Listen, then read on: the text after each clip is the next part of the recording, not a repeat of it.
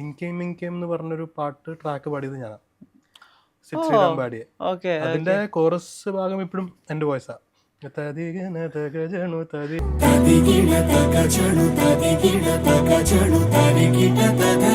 So അങ്ങനെയാണ് opportunities എന്ന് പറഞ്ഞാൽ. അതാണ് നമ്മൾ പോയി മുട്ടണം, നമ്മൾ അല്ലെങ്കിൽ നമ്മളായിട്ട് ആ ഒരു സ്പേസ് ക്രിയേറ്റ് ചെയ്യാന്നുള്ളത്. അതുണ്ട്, ആ ഒരു പോസിബിലിറ്റി ഉണ്ട്. എനിക്ക് എൻ്റെ സോഷ്യൽ മീഡിയ ഉണ്ട്, എനിക്ക് എന്ത് വേണമെങ്കിലും ചെയ്യാം സോഷ്യൽ മീഡിയ സ്പേസിൽ. ആ സമയം ഒരു കാണാനൂലിൽ ദൈവം കോർത്തു നമ്മെ എന്നും ഒന്നായി ഒന്നായി ചേർന്നിരിക്കാൻ, ദൂരെയാകാശത്തണലിൽ തനിച്ചിരിക്കാൻ, ദുഃഖങ്ങളിൽ കൂടെ നിൽക്കാൻ.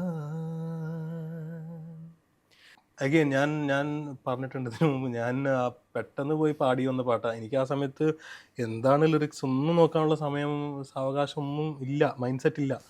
ഞാനതാ നമ്മൾ പണ്ട് പറയില്ലേ, നമ്മുടെ ഫ്രണ്ട്സ് നന്നായാൽ പിന്നെ കണ്ണാടി വേണ്ടെന്ന് പറയണേ, അതിൻ്റെ ഒരു വേറെ വേർഷനാണ്. പിന്നെ പറയാതെ അറിയാതെ നീ പോയതല്ലേ, ഒരു വാക്കു മിണ്ടാഞ്ഞതല്ലേ, ഒരു നോക്കു കാണാതെ നീ പോയതല്ലേ, ദൂരേക്കു നീ മാഞ്ഞതല്ലേ. വാട്സാപ്പ് വഴി ഇംഗ്ലീഷ് പഠിക്കാൻ ഇംഗ്ലീഷ് കഫേ ഉള്ളപ്പോൾ ഇംഗ്ലീഷ് ഒരു വിഷയമേ അല്ല. English cafe presents you the perfect English. English cafe, we present you the perfect English. WhatsApp now 9633888575. ഈ ഇതിന്റെ ഇടയിൽ നമ്മൾ മിസ് ഔട്ടായി പോയ ഒരു ജമ്മുണ്ട്. അത് അതിന്റെ മൊത്തത്തിലുള്ള ഒരു കഥയും ഭയങ്കര രസമാണ്. അതായത് വേണ്ടാന്ന് വെച്ചിട്ടുള്ള ഒരു പാട്ട് പാടിയിട്ടാണ് ആ പാട്ടിന്റെ പേരിലാണ് ജീവിതത്തിൽ ഏറ്റവും അധികം അറിയപ്പെടുന്നത് എന്നുള്ളതാണ്. ഈ മനസ്സിന് പറയില്ല, എല്ലാ കാലത്തും ട്രെൻഡിങ് ആണ്. ഏത് സ്കൂൾ ബസ്സോ കോളേജ് ബസ്സോ ടൂറിൽ നിന്ന് തിരിച്ചു വരുമ്പോഴും ഈ പാട്ടാണ് പ്ലേ ആകുന്നത്. ആളുകൾക്ക് ആ പാട്ടിനോടുള്ള ഇമോഷൻ ഏത് വിധത്തിലാണ് മനസ്സിലാക്കിയിട്ടുള്ളത്? എനിക്ക് തോന്നുന്നു ഈ ലോകത്തിൽ ഏറ്റവും വലിയ വാല്യുബിൾ ആയിട്ടുള്ള റിലേഷൻഷിപ്സ് ഏതാന്ന് ചോദിക്കുമ്പോൾ ഫ്രണ്ട്ഷിപ്പ് തന്നെയാണ് ഏറ്റവും കൂടുതൽ വരിക എന്ന് എനിക്ക് തോന്നുന്നു. ഈവൻ ഒരു അമ്മ അച്ഛൻ റിലേഷൻഷിപ്പിനെ കാട്ടിലും ഈവൻ നമ്മുടെ അമ്മ അച്ഛൻ്റെ അടുത്ത് ചോദിച്ചാൽ അറിയാം, ചിലപ്പോൾ അവർക്കും അവരുടെ ഫ്രണ്ട്സ് ആയിരുന്നിരിക്കും ഏറ്റവും വാല്യൂ. എന്താ വെച്ചാൽ അവിടെ അതാണ് നമ്മുടെ സേഫ് സ്പേസ് അല്ലേ. അങ്ങോട്ടും ഇങ്ങോട്ടും എന്ത് വേണമെങ്കിൽ നമുക്ക് തുറന്നു പറയാം. നമ്മുടെ അമ്മ അച്ഛൻ്റെ അടുത്ത് പറയാൻ പറ്റാത്ത കാര്യങ്ങൾ അടക്കം ഫ്രണ്ട്സിന് പറയാം. അവിടെയാണ് എനിക്ക് തോന്നുന്നു ഈ ഒരു റിലേഷൻഷിപ്പ് ഭയങ്കര ഒരു ഇമ്പോർട്ടൻ്റ് റോൾ കളിച്ചത് ഈ ഒരു പാട്ടിൽ. അതിനു മുമ്പ് എനിക്ക് തോന്നുന്നു മുസ്തഫ എന്നുള്ളൊരു പാട്ടായിരുന്നു ഭയങ്കരമായിട്ട് ആൾക്കാർ മലയാളത്തിൽ, അറിയില്ല കേട്ടോ ഇഫ് ഐ എം റോങ്, പക്ഷെ അങ്ങനത്തെ ഒരു ഫ്രണ്ട്ഷിപ്പ് ബേസ്ഡ് ഒരു പാട്ട് ഉണ്ടായിട്ടുണ്ടോ എന്ന് എനിക്ക് I'm not able to recall. പലരും പറഞ്ഞിട്ടുള്ള കാര്യമാണ്, മനസ്സിനും അറിയില്ലാണ്, ഒരു മലയാളത്തിലൊരു ഫ്രണ്ട്ഷിപ്പ് സോങ് എന്നുള്ള രീതിയിൽ ആൾക്കാർക്ക് കാണാൻ പറ്റിയിട്ടുള്ളത്. അഗൈൻ ഞാൻ പറഞ്ഞിട്ടുണ്ട് ഇതിനു മുമ്പ്, ഞാൻ പെട്ടെന്ന് പോയി പാടി വന്ന പാട്ടാണ്. എനിക്ക് ആ സമയത്ത് എന്താണ് ലിറിക്സ് ഒന്നും നോക്കാനുള്ള സമയം സാവകാശം ഒന്നും ഇല്ല, മൈൻഡ് സെറ്റ് ഇല്ല. പെട്ടെന്ന് പാടിയിട്ട് വരണം എന്നുള്ളൊരിത് മാത്രമേ. വയസ്സും ആയിരിക്കും കേട്ടോ, കാരണം അന്ന് 17-18 വയസ്സുള്ളൂ എനിക്ക്. അപ്പൊ ആ സമയത്തൊന്നും നമ്മള് അങ്ങനെ ലിറിക്സിലേക്ക് അങ്ങനെ മുങ്ങി ഡീപ്പായിട്ട് ചിന്തിക്കണമൊന്നുമില്ലല്ലോ. ഇവിടെ കാർത്തിക് പാടിയ വേർഷൻ ഉണ്ട്, ഇവിടെ മലയാളം ലിറിക്സ് ഉണ്ട്. സിജു തുറവൂറാണ് ലിറിക്സ് എഴുതിയത്. അപ്പോൾ അത് നോക്കി ഇത് കേട്ട് ഞാൻ പാടണം, അത്രേ ഉള്ളൂ. 20 മിനിറ്റ് ഞാൻ പാടി അവിടെ നിന്ന് ഇറങ്ങി, പാടി ഇറങ്ങി സീൻ തീർത്ത പാട്ടാണ് ഞാൻ. എന്താ വെച്ചാൽ എനിക്ക് തിരിച്ച് കൊച്ചിയിൽ എത്തേണ്ട ആവശ്യം ഉണ്ടായിരുന്നു. അപ്പോൾ അങ്ങനെ പോയി. പിന്നെയാണ് ഈ പാട്ട്, ഇപ്പോൾ വിഷ്ണു ഞാൻ നേരത്തെ ചോദിച്ചാൽ എങ്ങനെയാണ് ആൾക്കാരത് നോക്കുന്നത്. അവിടെയാണ് ഇപ്പോൾ ഇൻസ്റ്റാഗ്രാം തുറക്കുമ്പോൾ പല രീതിയിലല്ല ആൾക്കാർ ഇമോഷൻസ് ഷെയർ ചെയ്യണേ. ചിലപ്പോൾ ഒരു 12th കഴിഞ്ഞൊരു ഫെയർവെൽ വീഡിയോ ഷൂട്ട് ചെയ്തിട്ട് അതിലായിരിക്കും ഇവർ യൂസ് ചെയ്യണേ. ചിലത് കുറേ കാലം കഴിഞ്ഞിട്ട് കാണുന്ന ഒരു ഫ്രണ്ടിൻ്റെ വീഡിയോയിൽ ആയിട്ടാണ് ഈ പാട്ട് യൂസ് ചെയ്യണത്. ഈവൻ കുറേ ഈ പ്രേമിക്കുന്ന ആൾക്കാരടക്കം ഈ ഒരു കാണാനൂലിൽ ദൈവം കോർത്തു നമ്മെ എന്നുള്ളൊരു ഭാഗം ഇട്ട് ഇൻസ്റ്റാഗ്രാമിൽ ഇടുന്നത് കണ്ടിട്ടുണ്ട്. അപ്പോൾ എനിക്ക് തോന്നുന്നു ആൾക്കാരത് വേറെ വേറെ രീതിയിൽ എക്സ്പ്ലോർ ചെയ്ത് തുടങ്ങിയപ്പോഴാണ് അതിന് വേറൊരു ഡയമെൻഷൻ കിട്ടിയതാണ് എനിക്കും മനസ്സിലായത്. അപ്പോഴാണ് എനിക്കിതിന്റെ അർത്ഥമൊക്കെ ഞാൻ പിന്നെ ഇത് ചകഞ്ഞു പോകാൻ നോക്കിയത്. എൻ്റെ അമ്മ ഇത് ഇത്രയൊക്കെ ഹിറ്റായിരുന്നല്ലോ. എന്താ വെച്ചാൽ ഞാൻ വീണ്ടും ബോംബെയിലായിരുന്നല്ലോ ആ സമയത്ത്. അന്നൊന്നും സോഷ്യൽ മീഡിയ എന്ന് പറയുന്ന സാധനം ഇത്രയ്ക്ക് പോപ്പുലർ അല്ല. അന്ന് ഈ പാട്ട് ഏറ്റവും കൂടുതൽ പ്ലേ ആയിക്കൊണ്ടിരുന്ന ACVയിലാണ്. ACVയിൽ ഞാനപ്പോൾ ബോംബെയിൽ നിന്ന് തിരിച്ചു ഞാൻ തന്നെ ഫോൺ വിളിക്കും, ACVയിൽ നമ്പർ ഞെക്കും, ഈ പാട്ട് സെലക്ട് ചെയ്തിടും. അങ്ങനെയായിരുന്നു ഞാൻ ഈ പാട്ട് കേട്ടുന്നത്. പക്ഷെ ആഫ്റ്റർ പോയിന്റ് ഓഫ് ടൈം ഞാൻ തന്നെ ACV കാണുന്ന തുടങ്ങുമ്പോൾ കുറെ പ്രാവശ്യം ഈ പാട്ട് പ്ലേ ആവുന്നുണ്ട്. ഞാനല്ലാണ്ട് ചെയ്യുന്ന ആൾക്കാരുണ്ട്. പിന്നെ ആ സമയത്ത് കോളേജിൽ പെർഫോം ചെയ്ത് തുടങ്ങുമ്പോഴാണ് അവിടുത്തെ ആൾക്കാർ ഈ പാട്ട് വെറുതെ പാടുക ക്രൗഡില്. എന്താ വെച്ചാൽ കോളേജ് ഒന്നെങ്കിൽ ഈ പറയുന്ന ഫെയർവെൽ ആയിരിക്കും, അല്ലെങ്കിൽ ഈ പറയുന്ന എന്താണ് ഏറ്റവും അവസാനത്തെ എന്താ അതിന് പറയാ, ലാസ്റ്റ് ഡേ. ഞാൻ ആ ടേമൊക്കെ മറന്നു. കോളേജിന്റെ ലാസ്റ്റ് ഇയർ എന്താ പറയില്ല, ആനുവൽ ഡേയിലൊക്കെയാണ് നമ്മളെ പെർഫോം ചെയ്യാൻ വിളിക്കുക. അതിന് ആസ് എ സിംഗർ കേട്ടോ, അല്ലാണ്ട് മനസ്സിന് അറിയില്ല പാടിയ ആളാണ് വിളിച്ചിരിക്കണമെന്ന് അവർക്ക് അറിയില്ല. ആ സൂപ്പർ സ്റ്റാറിന്റെ ഒരു ഫെയിം വെച്ചിട്ടായിരുന്നു ആൾക്കാർ വിളിച്ചോണ്ടിരുന്നത്. അപ്പൊ ആ സമയത്ത് ഞാൻ ഞെട്ടിപ്പോയി. ആൾക്കാർ ഈ പാട്ട് പാടുന്നത് വെറുതെ പാടിക്കൊണ്ടിരിക്കണ കേൾക്കുമ്പോഴാണ് ഓ ഇങ്ങനെയൊക്കെ സംഭവിച്ചിട്ടുണ്ടല്ലേ അല്ല. അപ്പം ഞാൻ ആക്ച്വലി അന്ന് ഓർക്കസ്ട്ര കേട്ടോ, ബാൻഡൊന്നുമല്ല, ഗാനമേളയാണ് അന്ന് കൂടുതൽ. ഞാനിപ്പോൾ നമ്മുടെ ഓർക്കസ്ട്ര ചേട്ടാ ഇങ്ങനത്തെ ഒരു പാട്ടുണ്ട്, ഒരു 4 വരി പാടി നോക്കിയാലോ എന്ന്. ഒരു എടാ ഇതിൻ്റെ കോഡ്സ് ഒക്കെ എന്താടാന്ന് ചോദിച്ചു. എന്നുവെച്ചാൽ പെട്ടെന്ന് കേട്ടോ ലൈവ്, അതായത് നേരത്തെ റിഹേഴ്സലൊന്നുമല്ല. അപ്പോൾ പെട്ടെന്ന് എന്താ ഇതിൻ്റെ കോഡ്സ് ഒക്കെ എന്താണെന്ന് എനിക്കറിയാം. കോഡ്സ് ഒന്നും അറിയില്ല എന്ന് പറഞ്ഞപ്പോൾ പിന്നെ അങ്ങ് പാടാണ്ട് പോയി. എന്താ വെച്ചാൽ എനിക്കും അവർക്ക് കറക്റ്റായിട്ട് പറഞ്ഞു കൊടുക്കാൻ അറിയില്ല, അവർക്കും അറിയില്ലല്ലോ ഇതിൻ്റെ ഒരു ഇമോഷൻ എന്താണെന്ന് അവർക്കും അറിയേണ്ടതില്ല. അതെല്ലാം കഴിഞ്ഞ് ഇപ്പോൾ നോക്കുമ്പോഴാണ് അത് വേറെ ലെവലിൽ ആൾക്കാർ ഏറ്റെടുത്തു. അതൊക്കെ കാണുമ്പോൾ ഇപ്പൊ പാടുമ്പോ ഓ ഫ്രണ്ട്, അതിന്റെ ശേഷം ഇങ്ങനെ ആളുകൾ ഇങ്ങനെ കൂട്ടത്തോടുകൂടി ഇങ്ങനെ പാടൂലോ അവിടെ. അത് ഭയങ്കര അതാണ് എന്താ വെച്ചാ എല്ലാ പാട്ടിലും ഒരു ഭാഗം ഉണ്ടാവല്ലോ, ആൾക്കാർ കൂടെ പാടുന്ന അല്ലെങ്കിൽ എപ്പോഴെപ്പോഴും പാടുന്ന ഒരു ഭാഗം ഉണ്ടാവും. ആ ഒരു ഭാഗമാണ് ഈ കോറസ് എന്ന് പറയുന്നത്. നമ്മൾ ഓ മൈ ഫ്രണ്ട് നിൻ കണ്ണുകളിൽ കാണും നിന്റെ മുഖം, അല്ലെങ്കിൽ ഈ പറയണ പിന്നെ ഉള്ളതാ ഒരു കാണാനൂലിൽ ദൈവം കോർത്തു നമ്മേന്ന്. ഞാൻ ഒരിക്കലും വിചാരിച്ചില്ല ഈ ഒരു ഫുൾ ഭാഗം ആൾക്കാർക്ക് കാണാപ്പാടമായിരിക്കുന്നു. അത് വെറുതെ മൈക്ക് ഇങ്ങനെ കാണിച്ചു കൊടുത്താൽ മതി, ബാക്കി അങ്ങ് പാടിക്കോളും, നമ്മളൊന്നും ചെയ്യണ്ട. പക്ഷെ അത് കാണുമ്പോൾ ഭയങ്കര ഒരു സന്തോഷമാണ്. അത് എന്താ പറയാ, നല്ല നല്ല തീരുമാനമായിരുന്നു. ഡെഫിനറ്റ്ലി. എന്താ വെച്ചാൽ അറ്റ്ലീസ്റ്റ് നമ്മൾ ഈ ലോകത്ത് പോയി കഴിഞ്ഞാലും ഈ ഒരു പാട്ട് കാരണം എല്ലാവരുടെ മനസ്സിലുണ്ടാവും. ഒരു കാണാനൂലിൽ പാടാം. ഒരു കാണാനൂലിൽ ദൈവം കോർത്തു നമ്മെ എന്നും ഒന്നായി ഒന്നായി ചേർന്നിരിക്കാൻ, ദൂരെയാകാശത്തണലിൽ തനിച്ചിരിക്കാൻ, ദുഃഖങ്ങളിൽ കൂടെ നിൽക്കാൻ, സ്വർഗങ്ങളെ സ്വന്തമാക്കാൻ. ഓ മൈ ഫ്രണ്ട് നിൻ കണ്ണുകളിൽ ഞാൻ കാണുന്നെൻ്റെ മുഖം. ഓ മൈ ഫ്രണ്ട് നിൻ വാക്കുകളിൽ ഞാൻ കേൾക്കുന്നെൻ്റെ സ്വരം.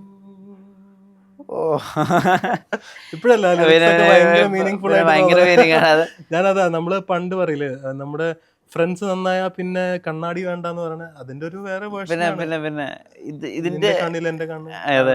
ഇതിന്റെ CD ഇപ്പൊ ഞാൻ അജയ് സത്യനാണ് ഇന്റർവ്യൂ എടുക്കാൻ പോണെന്ന് പഴയ മാർക്കറ്റിംഗിലെ സ്റ്റാഫ് പറഞ്ഞപ്പോ സത്യൻ ഇങ്ങനെ മനസ്സിന് മറിയില്ല പാടിയ ആളാണല്ലേ, ഞങ്ങൾ അതിന്റെ CD വരാൻ വേണ്ടിട്ട് വെയിറ്റ് ചെയ്യായിരുന്നു. ഇപ്പോഴും എന്റെ വീട്ടില് CD ഉണ്ട്. അതായത് ഹാപ്പി ഡേയ്സ് ആ സമയത്ത് ഭയങ്കര ഇമോഷൻ ആയിരുന്നല്ലോ. അതെ ഭയങ്കരമായിട്ട് സെലിബ്രേറ്റഡ് ആയിട്ടുള്ള ഒരു ഫിലിം ആയിരുന്നു തോണി. വേറൊരു കാര്യമുണ്ട്, പണ്ട് ഈ ഡബ്ഡ് ഫിലിം എന്ന് പറയുമ്പോൾ കുറേ അധികം ആൾക്കാർക്ക് ഭയങ്കര പുച്ഛമായിരുന്നു. അല്ലു അർജുന്റെ പടങ്ങൾ മാത്രമേ ആൾക്കാർ അക്സെപ്റ്റ് ചെയ്തിരുന്നുള്ളൂ. അതല്ലാണ്ട് കുറേ അധികം സിനിമകൾ വന്നിരുന്നു. അറിയില്ല, മേ ബി അതിന്റെ ഒരു മേക്കിംഗ് അത് വേറൊരു ഇൻഡസ്ട്രിന്ന് വരുന്ന ഒരു മൂവീസ് ആണ് അതൊക്കെ. പക്ഷെ അതിനൊരു മാർക്കറ്റ് കണ്ടുകൊണ്ടാണ് ഖാദർ ഹസൻ എന്ന് പറയുന്ന ഒരു പ്രൊഡ്യൂസർ അതെല്ലാം കൊണ്ടുവന്നാണ്. ഇപ്പൊ എന്താണ് അത് വേറൊരു വാക്കാ, പാൻ ഇന്ത്യൻ. അപ്പോൾ അതെല്ലാം മാറി. ഇപ്പോൾ ഞാനതാ ഇപ്പോൾ ആലോചിക്കുമ്പോൾ ഞാൻ actually one of the reasons ഞാൻ ഇതിനു മുമ്പ് പറഞ്ഞിട്ടുണ്ട് ഇൻ്റർവ്യൂവിൽ, ഹാപ്പി ഡേയ്സിൽ പാട്ട് പാടണ്ട എന്ന് വിചാരിച്ചത് ഈ കാരണം കൊണ്ടാ. എന്നുവെച്ചാൽ ആൾക്കാര് പുച്ഛമായിരുന്നു, ആൾക്കാർക്ക് ഡബ്ഡ് പാടം അയ്യേ എന്നൊക്കെ ഒരു പറഞ്ഞ ഭയങ്കര പുച്ഛമായിരുന്നു. എൻ്റെ കൂടെ പാടിക്കൊണ്ടിരുന്ന ആൾക്കാരടക്കം, ആസ് ഇൻ യുനോ ഒരു ഷോയിലുള്ള ആൾക്കാരടക്കം അവർക്ക് പുച്ഛമായിരുന്നു. ഡബിങ് പടത്തിൽ പാടണു എന്ന് പറഞ്ഞാൽ ഭയങ്കര പുച്ഛമായിരുന്നു. അതുകൊണ്ടൊക്കെയാണ് ഞാൻ അന്ന് മനസ്സിന് അറിയില്ല വേണ്ട എന്നുള്ളത്. എനിക്കറിയില്ല, ഞാൻ വിചാരിച്ചു അതേപോലത്തെ ഒരു ഡബിങ് പടമായിരിക്കും എൻ്റെ മനസ്സിൽ വന്നുപോയി. പക്ഷെ എന്താ ഇപ്പോൾ ആൾക്കാർക്കൊരു മടിയില്ല.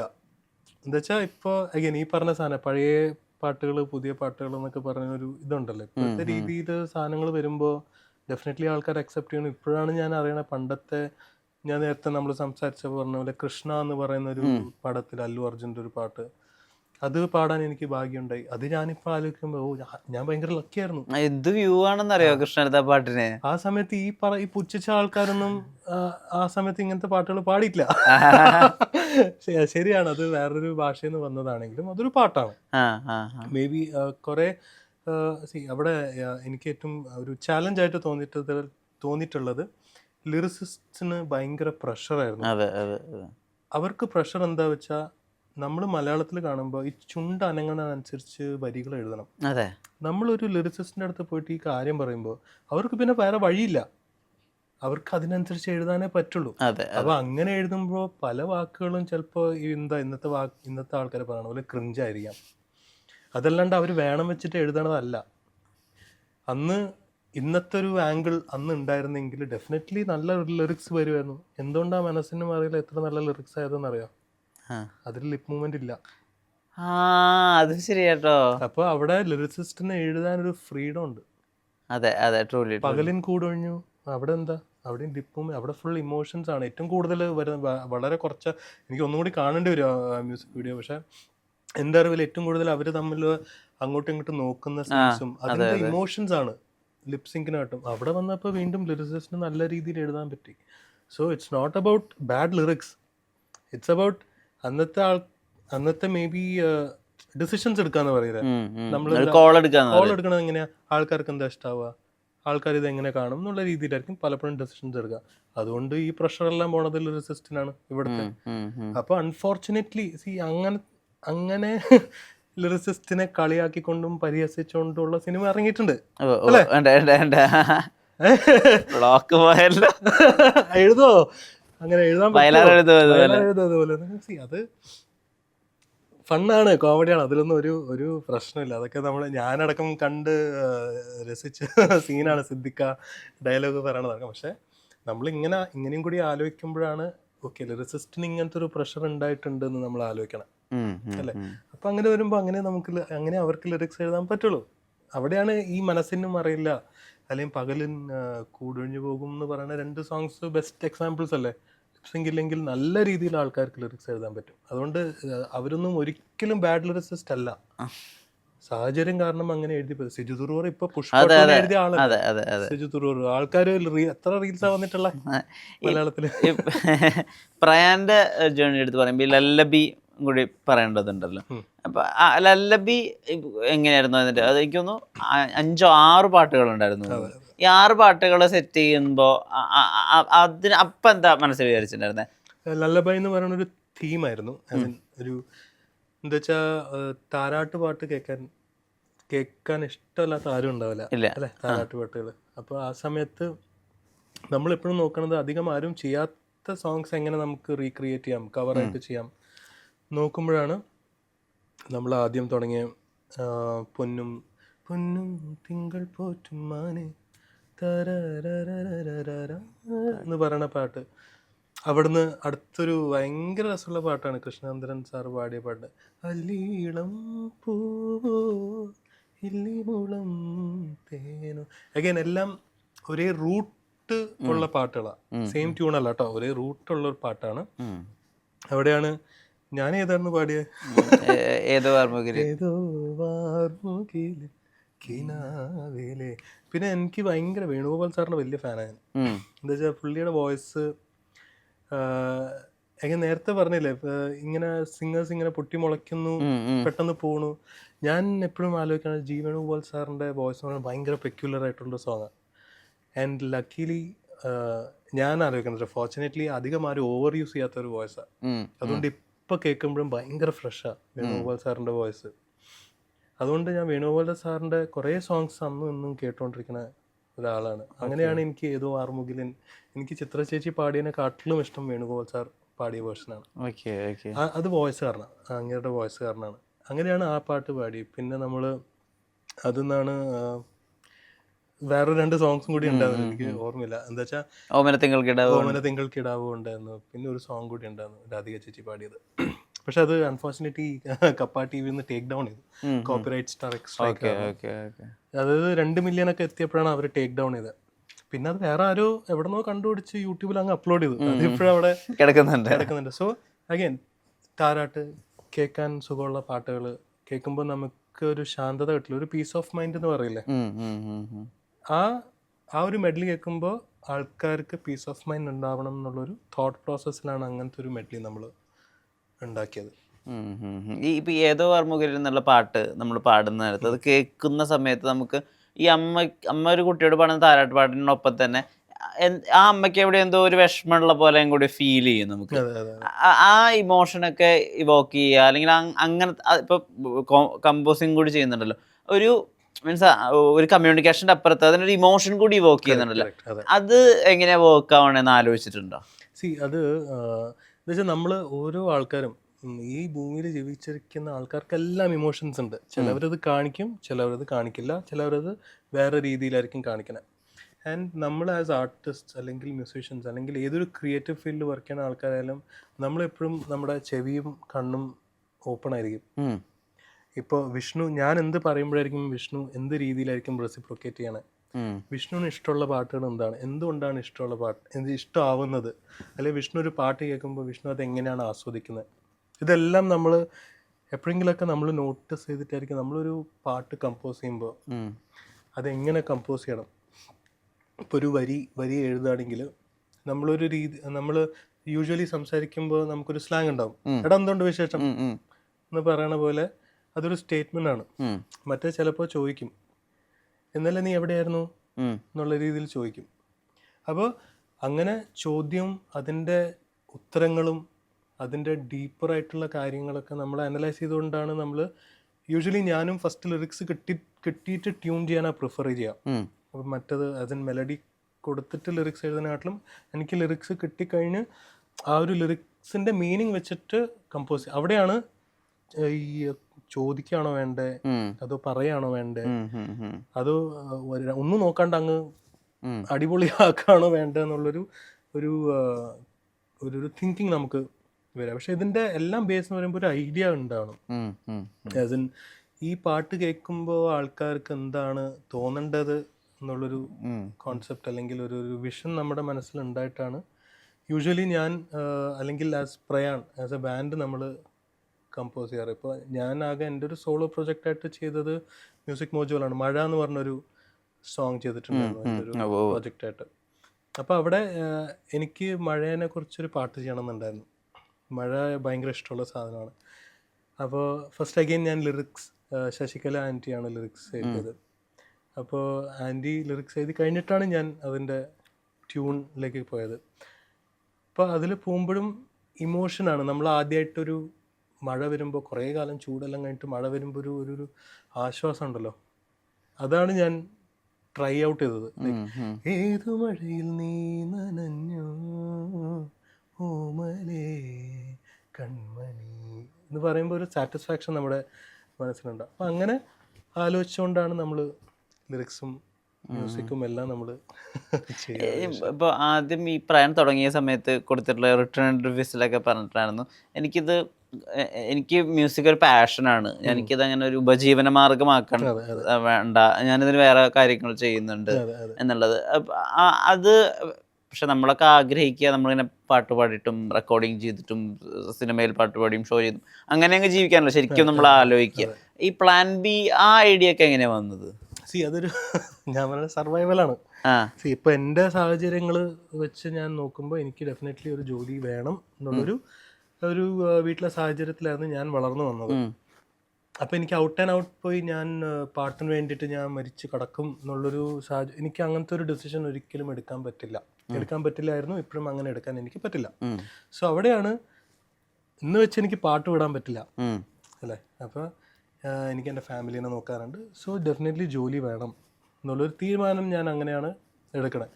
പലർക്കും എന്നെ കാണുമ്പോൾ ഒരു ധാരണയുണ്ട് ഞാൻ ഭയങ്കര വെൽ ഓഫ് ആയിട്ടുള്ള ഫാമിലിയിൽ നിന്നാണ് വേറെ പലരും പറഞ്ഞിട്ടൊക്കെ ഉണ്ട്. പക്ഷേ അങ്ങനെയല്ല. നമുക്ക് നമ്മുടെ എല്ലാവർക്കും ഓരോ സാഹചര്യങ്ങളുണ്ട്. അതേപോലെ തന്നെ നമ്മളും വളരെ കഷ്ടപ്പെട്ടാണ്, ബോംബെയിലൊക്കെ ആയിരുന്നെങ്കിലും കഷ്ടപ്പെട്ടാണ് വളർന്നിട്ടുള്ളത്. എപ്പോഴും കഷ്ടപ്പെട്ടാണ് നമ്മൾ ജീവിച്ചുകൊണ്ടിരിക്കുന്നത്. ഡെഫിനറ്റ്ലി ഓരോ ദിവസവും ഞാൻ ജോലി ചെയ്യുന്ന സ്ഥലത്ത് I make sure that I give my full effort for what I am doing. Because അവർ എനിക്കൊരു കാശ് തരുന്നുണ്ടല്ലോ സാലറി ആയിട്ട്. അപ്പോൾ അതിനുള്ള എഫേർട്ട് ഞാൻ ഡെഫിനറ്റ്ലി ഞാനിടും. But at the same time how can I take music along എന്താ വെച്ചാൽ മ്യൂസിക് അവിടെയാണ് ഈ മ്യൂസിക് പാഷനായിട്ട്. ഞാനിപ്പോഴും ആരെങ്കിലും എന്നെ റെക്കോർഡിങ്ങിന് വിളിച്ചാൽ ഞാൻ പറയാ ബ്രോ നമുക്ക് റെമ്യൂണറേഷനൊക്കെ പിന്നെ സംസാരിക്കാം, ഇറ്റ്സ് ഓക്കെ. എന്താ വെച്ചാൽ for me my bread and butter is my job. Music അവിടെയാണ് ഈ പാഷൻ എന്ന് പറയുന്ന ഒരു കാര്യം. നമുക്ക് റെമ്യൂണറേഷൻ പിന്നെ സംസാരിക്കാം, ഇല്ലെങ്കിലും കുഴപ്പമില്ല എന്നുള്ള രീതിയിൽ ഞാൻ പലർക്കും അങ്ങനെ റെക്കോർഡ് ചെയ്ത് ഞാൻ കൊടുത്തിട്ടുണ്ട്. ഫ്രീ ആയിട്ട് പാട്ട് പാടി കൊടുത്തിട്ടുണ്ട്, കുറേ കൊടുത്തിട്ടുണ്ട്. ഇപ്പോഴും ഞാൻ ആൾക്കാർ ചോദിക്കുമ്പോൾ എന്താ വെച്ചാൽ കുറേ അധികം നമ്മുടെ കൂടെ വർക്ക് ചെയ്യാൻ താല്പര്യമുള്ള കുറേ പിള്ളേരുണ്ട്. ഈ മനസ്സിന് പറയിലൊക്കെ കേട്ടിട്ട് വരുന്ന പിള്ളേരുണ്ട്. അപ്പോൾ അവരുടെ അടുത്ത് ഞാൻ പറയും നിങ്ങളുടെ അടുത്ത് കാശുണ്ടെങ്കിൽ എനിക്ക് 10,000 ആയാലും കുഴപ്പമില്ല, 5,000 ആയാലും കുഴപ്പമില്ല, ഞാൻ വന്ന് പാടിത്തരാം. എനിക്ക് ട്രാവലൊക്കെ നിങ്ങൾ നോക്കി തന്നാൽ മതി, കയ്യിൽ നിന്ന് പോകാതെ നോക്കി തന്നാൽ മതി, ഒന്നും ഇല്ലെങ്കിലും കുഴപ്പമില്ല. പാട്ട് നല്ലതാണെങ്കിൽ ഞാൻ ഡെഫിനറ്റ്ലി വന്ന് പാടിത്തരാമെന്ന് ഞാൻ പറഞ്ഞിട്ടുണ്ട്, ചെയ്തിട്ടുണ്ട്. അങ്ങനത്തെ കുറേ പാട്ടുകൾ ചെയ്ത് വെച്ചിട്ടുണ്ട്. Again it's all aspirations. എന്താ വെച്ചാൽ എനിക്കറിയാം ഞാൻ കടന്നു പോയിട്ടുള്ള സിറ്റുവേഷൻസ് എനിക്കറിയാം. ഞാൻ എത്രത്തോളം ഞാൻ മ്യൂസിക് ഡയറക്ടേഴ്സിനെ പോയി മീറ്റ് ചെയ്തിട്ടുണ്ട്, ചാൻസിന് വേണ്ടി പോയിട്ടുണ്ട് എന്നൊക്കെ എനിക്ക് നല്ല ബോധ്യമുണ്ട്. അപ്പോൾ അതിൻ്റെ ഒരു സ്ട്രഗിൾ എനിക്ക് ഡെഫിനറ്റ്ലി അറിയാം. അപ്പോൾ അവിടെയൊക്കെ ഞാൻ മാക്സിമം ഞാൻ കോൺട്രിബ്യൂട്ട് ചെയ്യാൻ ഞാനും നോക്കാറുണ്ട്. അതുകൊണ്ടാണ് ഞാൻ എപ്പോഴും പറയാറ് മ്യൂസിക് ഇസ് മൈ പാഷൻ എന്നുള്ള രീതിയിൽ. But when it comes to shows വരുമ്പോഴാണ് where we kind of charge. അല്ലെങ്കിൽ ഇപ്പോൾ ബാൻഡിൽ ഞാൻ മാത്രമല്ലല്ലോ, ബാൻഡിൽ വേറെ 5-6 പേരുണ്ട്. എനിക്ക് മാത്രമേ ജോലിയുള്ളൂ എൻ്റെ ബാൻഡിൽ, ബാക്കി എല്ലാവരും മ്യൂസിക്കാണ്. ബാക്കി 5-6 പേരും മ്യൂസിക്കിലാണ്. പിന്നുള്ള സൗണ്ട് എഞ്ചിനീയറാണ് പുള്ളി. എന്തായാലും സൗണ്ട് എഞ്ചിനീയറിംഗ് പരിപാടിയല്ല പുള്ളിയുടെ ബ്രെഡ്. അവിടെ വരുമ്പോൾ we make sure that we make money out of it. Money out of it എന്ന് പറയുമ്പോൾ ഭയങ്കര കാശൊന്നുമല്ല കേട്ടോ. It's definitely below 5 digits. അതിൻ്റെ 2 കാരണങ്ങളാണ്. ഒന്ന്, ബാക്കിയുള്ള മ്യൂസീഷ്യൻസിനും അവരുടെ വേ ഓഫ് ലിവിങ് നോക്കണം. അവിടെ നിന്ന് എനിക്കും എക്സ്ട്രാ ഏർണിങ്സ് കിട്ടുകയാണെങ്കിൽ വളരെ നല്ലത്. അത് കഴിഞ്ഞിട്ട് ഞങ്ങൾക്ക് പുതിയ പാട്ടുകൾ ഉണ്ടാക്കണം. പുതിയ പാട്ടുണ്ടാക്കുമ്പോൾ ഫ്രീ ആയിട്ട് ആരും വന്ന് വീഡിയോ ഉണ്ടാക്കി തരില്ല. അപ്പോൾ അവിടെ ഞങ്ങൾക്ക് സേവ് ചെയ്യാൻ പറ്റിയാൽ that's where we kind of take money from. അല്ലെങ്കിൽ ഞാൻ കാശ് ഞാൻ മ്യൂസിക്കിലൂടെ പ്രതീക്ഷിക്കുന്നത് ഷോസിലാണ്. എന്താ വെച്ചാൽ അവിടുന്ന് ആസ് എ ബാൻഡ് ഞാൻ നോക്കുമ്പോൾ ഞങ്ങളൊരു പാട്ട് ചെയ്യുമ്പോൾ അതിനൊരു വീഡിയോ ചെയ്യണം. ഇപ്പോഴും ഞങ്ങളുടെ റീസെൻറ്റ് റിലീസ് പാലക്കാടൻ ഡോപ്പ് നമുക്കൊരു വീഡിയോ ഉണ്ടാക്കാൻ പറ്റിയിട്ടില്ല. ഇതാണ് കാരണം. ആസ് ഇൻ കാശ് നമുക്ക് അങ്ങനെ ഉണ്ടായിട്ടില്ല. അതുകൊണ്ട് നമ്മൾ വിചാരിച്ചു എന്ന് വെച്ച് നമ്മൾ പാട്ട് ഇറക്കാണ്ടിരിക്കാൻ പാടില്ല. എത്രയോ പ്ലാറ്റ്ഫോംസ് ഉണ്ട്, ഡിസ്ട്രിബ്യൂഷൻ പ്ലാറ്റ്ഫോംസ്. അവിടെ നമ്മൾ ജസ്റ്റ് ഇട്ടാൽ എങ്ങാനും ഹിറ്റായാലോ എന്നുള്ള രീതിയിലാണ് നമ്മൾ അങ്ങനെ വർക്ക് ചെയ്തുകൊണ്ടിരിക്കുന്നത്. So that's why I always say music is my passion. As of now it's not a business thing for me. അതൊരു ബിസിനസ് മോഡലായിട്ട് ഞാൻ ഒരിക്കലും ചിന്തിച്ചിട്ടില്ല. ഈ ഇപ്പം ഇതിനെ പറ്റി പറയുന്ന സമയത്ത് പ്ലാറ്റ്ഫോമിനെ പറ്റിയിട്ടും അല്ലെങ്കിൽ ഈ പുതിയ ആൽബങ്ങൾ, പുതിയ ക്രിയേഷൻ, ഇൻഡി മ്യൂസിക്, ഇപ്പോൾ നമുക്കൊരു ഭയങ്കര വലിയൊരു ഹിപ്പ് ഹോപ്പ് മൂവ്മെന്റ് നടക്കുന്നുണ്ട് മലയാളത്തിൽ. എസ്പെഷ്യലി നമുക്ക് വേടനുണ്ട്, നമുക്ക് ഡാപ്സി ഉണ്ട്, നമുക്ക് ബേബി ജീൻ ഉണ്ട്, കുറേ പേരുണ്ട്. അപ്പം ഇവരുടെ ഈ റൈസ് അല്ലെങ്കിൽ സീൻ മൊത്തം മാറുന്ന ഈ അവസ്ഥ, ഇതിനെങ്ങനെയാ ഇപ്പം നിങ്ങൾ പയനിയർന്ന് ഞാൻ പറയാൻ പറ്റുമെന്ന് എനിക്കറിയില്ല. ഒരു ചേഞ്ചിന്റെ കൂടെ ട്രാവൽ ചെയ്തിട്ടുള്ള ആളാണല്ലോ. സോ അതിനെങ്ങനെയാ നോക്കുന്നത്? മ്യൂസിക് എന്ന് പറയുന്നത് അതിൽ എന്തൊരു പുതിയ കാര്യം. ഹിപ്പ് ഹോപ്പ് എന്ന് പറഞ്ഞാൽ it's not new. First of all ഇവിടെ ആൾക്കാർക്ക് പെർസ്പെക്റ്റീവിലാണ് പുതിയതെന്ന് പറയുന്നത്. I think it was long due. കുറേ കാലമായിട്ട് അല്ലെങ്കിൽ പണ്ടേ വരേണ്ട ഒരു സാധനമായിരുന്നു ഹിപ്പ് ഹോപ്പ് എന്നുള്ളൊരു ജോണർ. അല്ലെങ്കിൽ കുറച്ചും കൂടി ആൾക്കാർക്ക് റാപ്പ് എന്ന് പറയുന്ന ഒരു ജോണറല്ല, ഇറ്റ്സ് എ സ്റ്റൈൽ ഓഫ് മ്യൂസിക്കാണ്. അത് അറ്റ്ലീസ്റ്റ് ഈ പറയുന്ന artist Vedan, Fejo, I guess Fejo ഒക്കെ ആയിരുന്നു വൺ ഓഫ് ദ ആദ്യത്തെ ആൾക്കാർ ഈ ഒരു വന്ന. പിന്നെ ഡാബ്സി, അപ്പോൾ അത് വളരെ വെൽക്കമിങ് ആയിട്ടുള്ള മൂവാണ്. സോ നമ്മൾ നോക്കുമ്പോൾ അത് എങ്ങനെയാണ്, ഹൗ ക്യാൻ വി കൊളാബറേറ്റ് എന്നാണ് നമ്മളെപ്പോഴും ആലോചിക്കാറ്.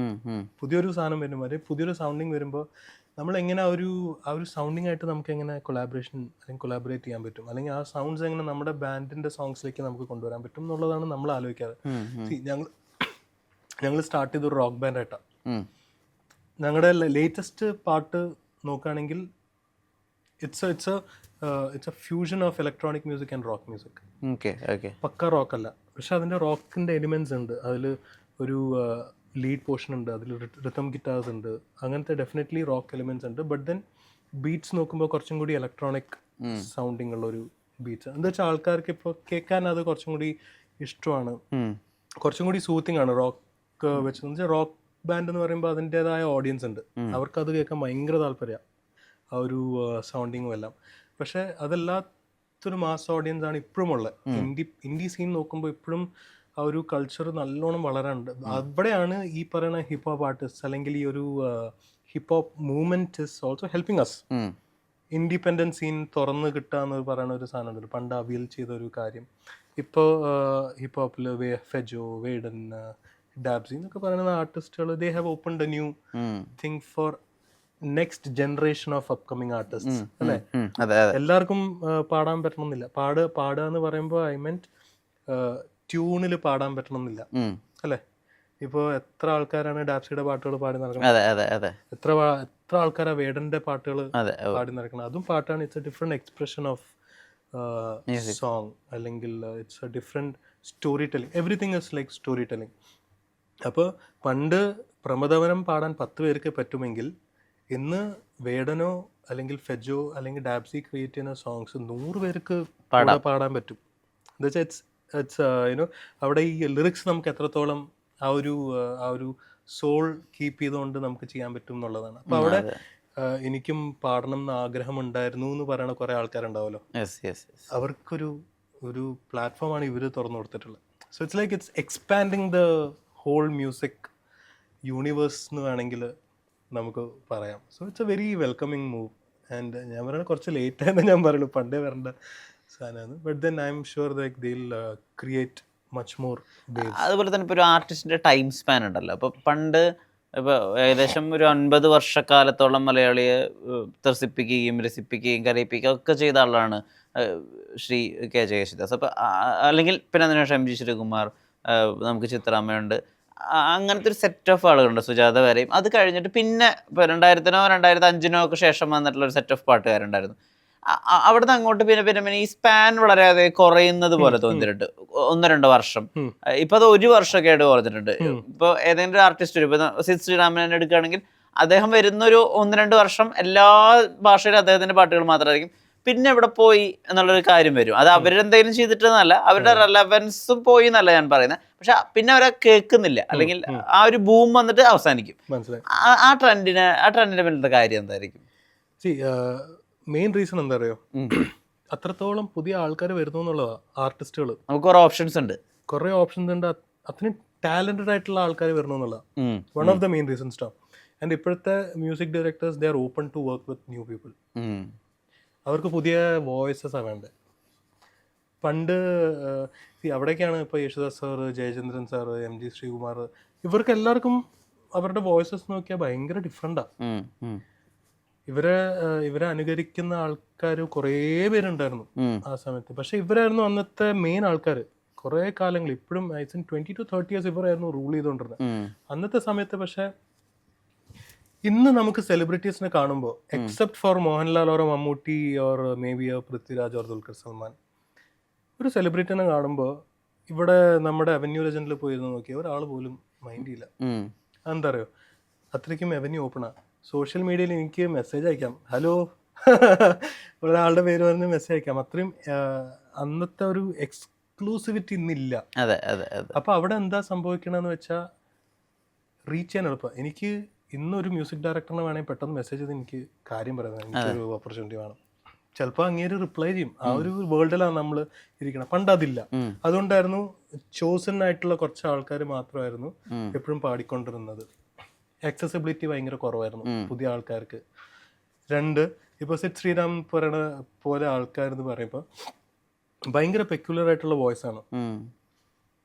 അവിടെയാണ് ഈവൻ അരിജിത് സിംഗ് എന്ന് പറയുന്ന ഒരു ആള്, അരിജിത് സിംഗ് എപ്പോഴും പാടാറുണ്ട്, പക്ഷെ ഇപ്പോൾ വിഷ്ണു പറഞ്ഞ പോലെ ആ ഒരു വർഷത്തിൽ അവർ പാടിയ വോളിയം ഓഫ് സോങ്സ് അവിടെ എന്താ പറയുക, എന്താ ഒരു പുതിയ വോയിസ് കിട്ടുമ്പോൾ എല്ലാ മ്യൂസിക് ഡയറക്ടേഴ്സിനും അവരെ കൊണ്ട് പാടിക്കണം എന്നുണ്ടാവും.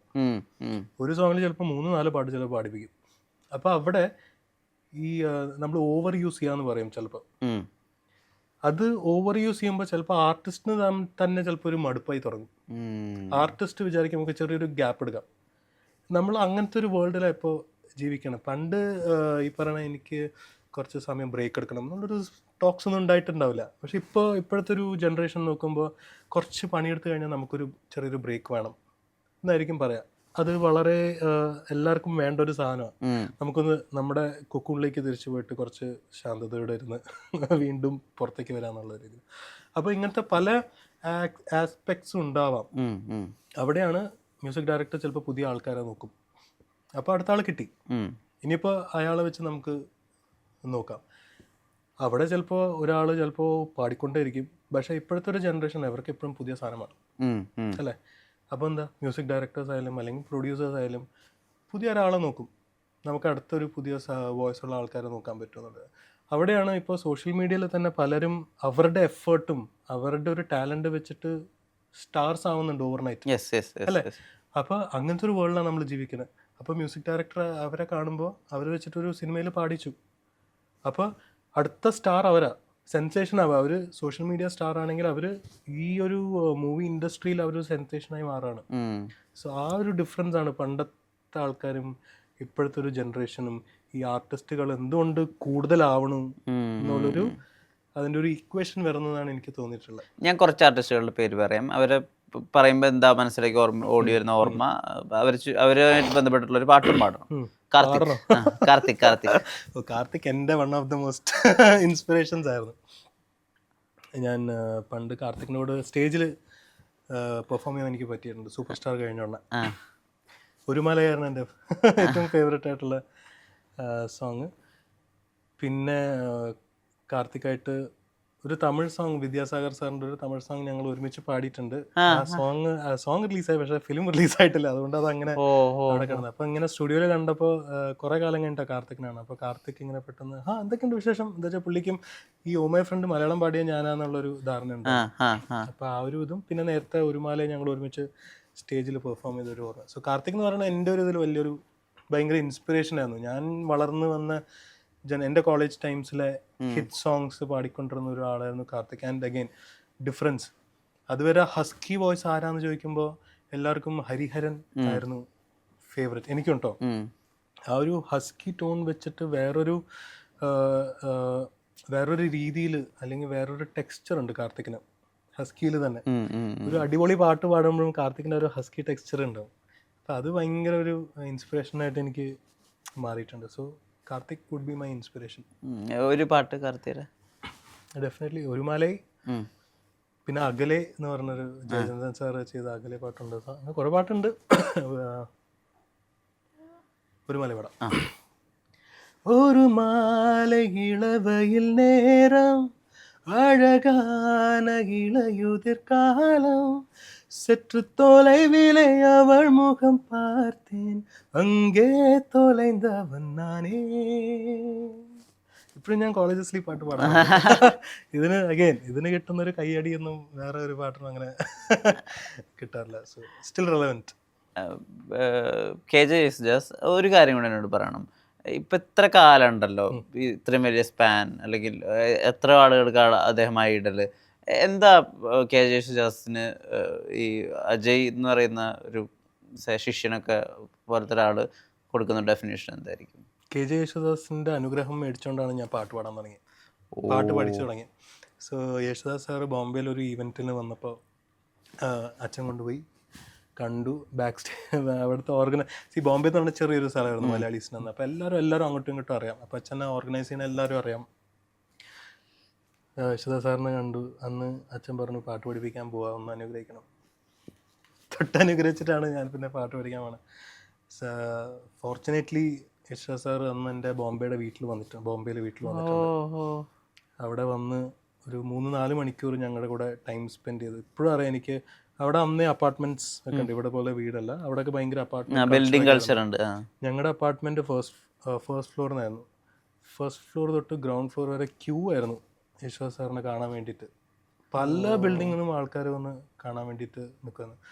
അപ്പോൾ അത്രയ്ക്കും ഡൗൺ ടു എർത്ത് ആയിട്ടുള്ളൊരു ആളാണ്. പിന്നെ ഏത് പാട്ട് കൊടുത്താലും ചിലർ പറയില്ല ഇന്ന ആൾക്ക് ഇന്ന ജോണറെ പറ്റുള്ളൂ, ഇന്ന ആൾക്ക് ഇന്ന സ്റ്റൈലേ പറ്റുള്ളൂ.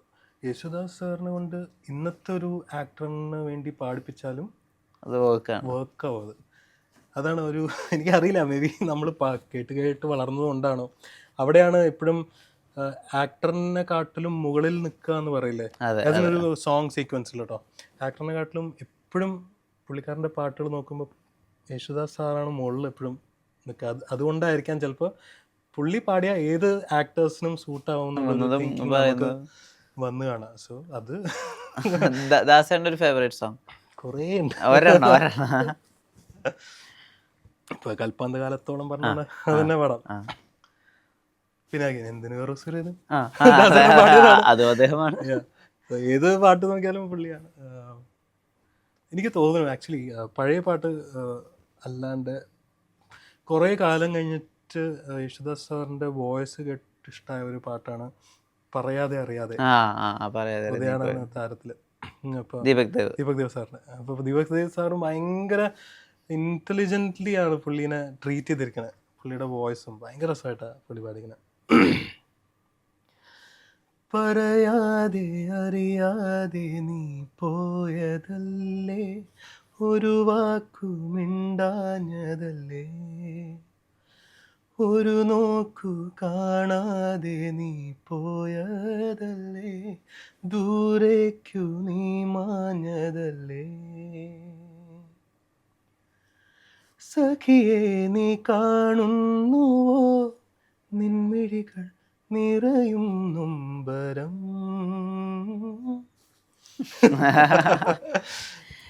And A R Rahman. ഏതപ്പോ പറയാ, കൺഫ്യൂഷൻ. ഇങ്ങനത്തെ ആൾക്കാരൊക്കെ പറഞ്ഞാൽ നമുക്ക് എങ്ങനെ തെരഞ്ഞെടുക്കാനാണ് പാട്ട്. എ ആർ റഹ്മാൻ ഇപ്പൊ നമ്മള് ഇപ്പൊ ഞാനൊക്കെ ചെറുപ്പത്തിലുള്ള സമയത്ത് നമ്മള് ബാക്കി എല്ലാ പാട്ടുകളും കേൾക്കുമല്ലോ ടി വിയില്. പക്ഷെ ഈ ചിക്ക് ബുക്കറയിലെ മാത്രം കേൾക്കുമ്പോ നമുക്ക് മൊത്തത്തില് വേറെന്തോ ഒരു സ്ഥലത്തേക്ക് എത്തിപ്പെട്ട പോലെ, അല്ലെങ്കിൽ ഇതുവരെ കേൾക്കാത്ത എന്തോ ആണ് കേൾക്കുന്നത് എന്നുള്ളൊരു ഫീലിംഗ് നമുക്ക് ഭയങ്കരമായിട്ട് വരുമായിരുന്നു. സെയിം സാധാരണ വിദ്യാസാഗറിന്റെ പാട്ടിലും തോന്നിയിട്ടുണ്ട്. പക്ഷെ നമുക്ക് ആദ്യം അങ്ങനെ തോന്നിയിട്ടുള്ള സൗണ്ടിങ്ങിൽ അങ്ങനെ തോന്നിയത് ഇതുവരെ കേൾക്കാത്ത എന്തൊക്കെയോ ഉണ്ട്. മീൻ ഈ പാട്ട് ഇന്ത്യൻ പാട്ടാണെങ്കിലും സൗണ്ടിങ് മൊത്തം വേറെന്തോ ഒരു വെസ്റ്റേൺ സൗണ്ടിങ് ആണെന്ന് തോന്നിയ പോലത്തെ ഒരു കാര്യമായിരുന്നു. എന്തായിരുന്നു എ ആർ റഹ്മാൻ? ആ കാലഘട്ടത്തിൽ ഡെഫിനറ്റ്ലി എ ആർ റഹ്മാൻ ചെയ്യുന്ന പാട്ടുകൾ ഇഷ്ടമായിരുന്നു. ഓക്കെ, കേൾക്കുമ്പോൾ ഭയങ്കര രസമുണ്ട്, ഒരു ഫ്രഷ്നെസ് ഉണ്ട്. ഉയരേ എന്നൊക്കെ പറഞ്ഞ് പാട്ട് പാടി പാടി പാടി ആൾക്കാർ എന്നോട് നിർത്താൻ പറഞ്ഞിട്ടുണ്ട് പാട്ട്. ഇനി മേലാടാ നീ പാടല്ലേ എന്നുവെച്ചാൽ എവിടെയെങ്കിലും പോകുമ്പോ സിംഗറാന്ന് അറിയുമ്പോ പാട്ട് പാടാൻ പറയും. പെട്ടെന്ന് നമ്മുടെ മനസ്സിൽ തന്നെ ഉയരെ, ബോംബെയിലായിരുന്നു അതുകൊണ്ട് തൂഹിരെ പാടിക്കൊണ്ടിരുന്നത്.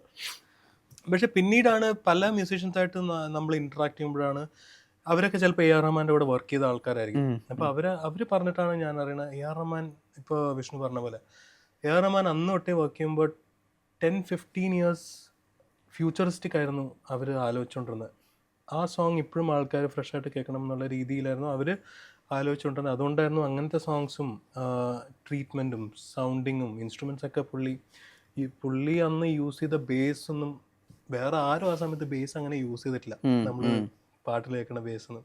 അപ്പോൾ കുറേ അധികം പുതിയ പുതിയ കാര്യങ്ങൾ പുള്ളിയായിരുന്നു ഇൻട്രൊഡ്യൂസ് ചെയ്തത്. പുതിയ ആർട്ടിസ്റ്റുകൾ ആസ് ഇൻ പുതിയ സൗണ്ടുള്ള വോയിസുള്ള ആർട്ടിസ്റ്റുകളൊക്കെ എ ആർ റഹ്മാനായിരുന്നു എനിക്ക് തോന്നുന്നു അങ്ങനത്തെ ഒരു കൾച്ചർ ഉണ്ടാക്കിയത്. പുതിയ പഴയ ആർട്ടിസ്റ്റിനെ പുതിയ രീതിയിൽ അവതരിപ്പിച്ച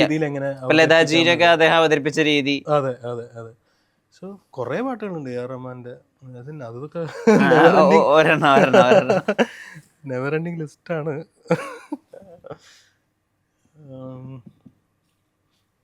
തുഹിരെ തന്നെ